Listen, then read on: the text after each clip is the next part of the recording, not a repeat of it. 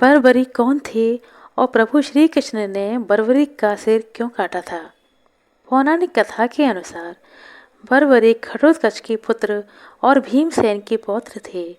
बचपन में एक दिन जब वह अपनी दादी हिडिंबा के साथ आराम कर रहे थे, तभी उसने दादी हिडिंबा से पूछा कि दादी, मोक्ष क्या है? हिडिंबा ने कहा, मोक्ष हर मनुष्य का परम उद्देश्य होता है, जिसे पाकर मनुष्य मृत्यु और जन्म के चक्र से मुक्त हो जाता है, अर्थात परमात्मा में लीन हो जाता है। फिर बर्बरीक ने अपनी दादी हिडिंबा से मोक्ष पाने का उपाय जाना। हिडिंबा ने बर्बरीक के सवाल का जवाब देते हुए कहा, जो मनुष्य अपने कर्म फल को त्याग देता है उसे मोक्ष प्राप्त होता है, लेकिन इसे पाने में मनुष्य को कई जन्म लग जाते हैं। लेकिन जिस किसी मनुष्य की मृत्यु प्रभु के हाथों होती है, वह उसी क्षण परमात्मा में लीन हो जाता है। अपनी दादी हिडिंबा की बातें सुनकर बर्बरीक ने भगवान कृष्ण के हाथों मोक्ष पाने का अर्थात मुक्ति पाने का निश्चय कर लिया। इसके बाद बर्बरीक ने महिसागर संगम पर कठिन तपस्या शुरू कर दी। बर्बरीक ने देवी कामाख्या की तपस्या करके उनसे वरदान प्राप्त कर लिया था कि उसे युद्ध में कोई भी पराजित नहीं कर पाएगा। बर्बरीक को देवी कामाख्या ने 3 ऐसे अमोघ तीर दिए थे, जिसे चलाने से संपूर्ण दुश्मन सेना का नाश किया जा सकता था। कुछ समय के बाद कौरवों और पांडवों के बीच युद्ध शुरू होने वाला था। बर्बरीक ने भी युद्ध में भाग लेने के लिए कुरुक्षेत्र की ओर प्रस्थान किया। इधर भगवान श्री कृष्ण बर्बरीक की शक्तियों से भली भांति परिचित थे। उन्हें डर था कि कहीं बर्बरीक के कारण इस युद्ध में कौरवों की जीत ना हो जाए, क्योंकि बर्बरीक ने एक प्रतिज्ञा ली थी कि वो हमेशा कमजोर पक्ष का साथ देंगे। बर्बरीक को रोकने के उद्देश्य से भगवान श्री कृष्ण ने ब्राह्मण का वेश धारण किया और बर्बरीक को रोका। भगवान श्री कृष्ण ने बर्बरीक का मजाक उड़ाया कि वह मात्र 3 बाणों को लेकर युद्ध में शामिल होने के लिए क्यों आया है। ब्राह्मण रूपी भगवान श्री कृष्ण की बातें सुनकर बर्बरीक ने कहा कि मेरा एक बाण ही शत्रु सेना को परास्त करने के लिए काफ़ी है। यदि मैंने इन तीनों बाणों का प्रयोग कर लिया तो तीनों लोकों में हाहाकार मच जाएगी। इस पर भगवान श्री कृष्ण ने बर्बरीक को चुनौती देते हुए कहा कि तुम एक तीर से इस पीपल के पेड़ के सभी पत्तों को छेद कर दिखाओ। जिस पीपल के पेड़ के नीचे भगवान श्री कृष्ण और बर्बरीक खड़े थे, बर्बरीक ने चुनौती स्वीकार करते हुए एक तीर पेड़ के पत्तों की ओर चलाया।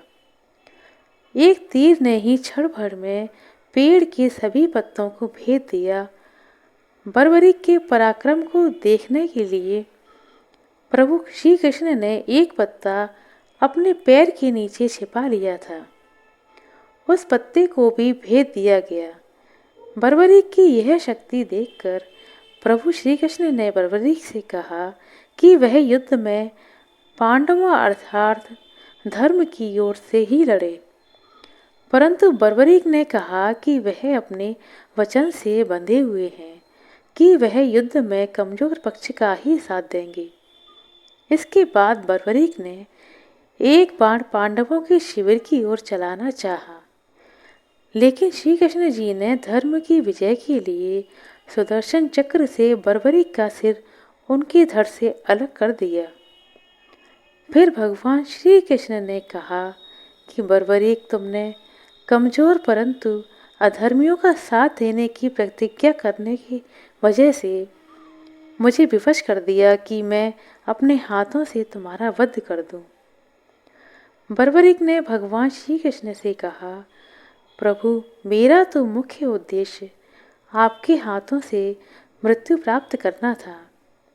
मैंने तो आपको देखते ही पहचान लिया था। क्षमा करें प्रभु, मैंने जानबूझकर ही आपको क्रोध दिलाकर विवश कर दिया ताकि आप मेरा वध कर दें, और इसीलिए मैंने अपनी अपराजिता वैष्णवी विद्या का प्रदर्शन भी किया।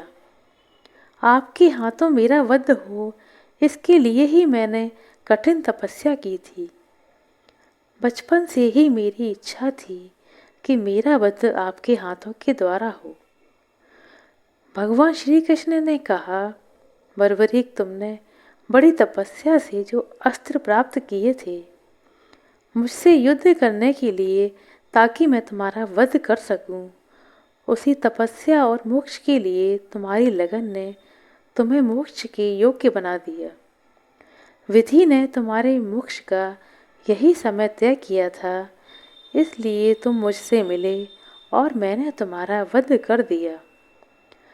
बर्बरीक ने कहा, प्रभु, आपने मेरी मुक्ति पाने की सबसे बड़ी इच्छा तो पूरी कर दी, लेकिन परम धाम को प्रस्थान करने से पहले आप मेरी अंतिम इच्छा भी पूरी करके मुझे अनुग्रहित करें। मैं धर्म और अधर्म के इस महायुद्ध में धर्म को अधर्म पर विजय प्राप्त करते हुए देखना चाहता हूँ। मैं आपकी लीला भी देखना चाहता हूँ। तब प्रभु श्री कृष्ण ने बर्बरीक को वरदान दिया कि महाभारत के युद्ध के अंत तक तुम्हारा यह कटा हुआ सिर जीवित रहेगा और तुम पूरे युद्ध को अपनी आंखों से देख सकोगे।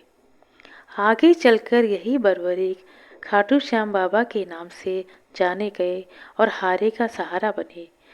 आज पूरे भारत में जगह जगह खाटू श्याम बाबा के कई मंदिर बने हुए हैं, जहां उनकी श्रद्धालुओं की अपार भीड़ उमड़ती है। आशा करते हैं दोस्तों, आपको हमारे द्वारा दी गई यह जानकारी अच्छी लगी होगी।